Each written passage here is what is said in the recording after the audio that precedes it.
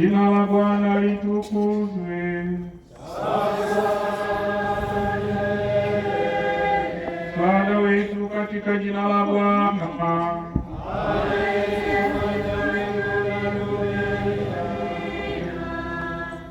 Mungu aliye mwasisi na kiongozi wa kanisa awategemeze kwa neema yake siku zote, ili mtimize wajibu za kipadri kwa moyo mwaminifu.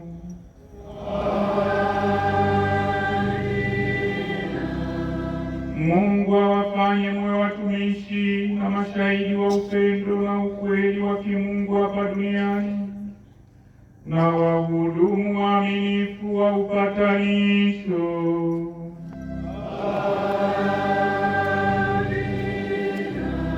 Mungu awafanye mwe wachungaji halisi wanaowapatia waamini mkate wenye uzima na neno la uzima, ili wakuwe katika umoja wa mwili wa Kristo.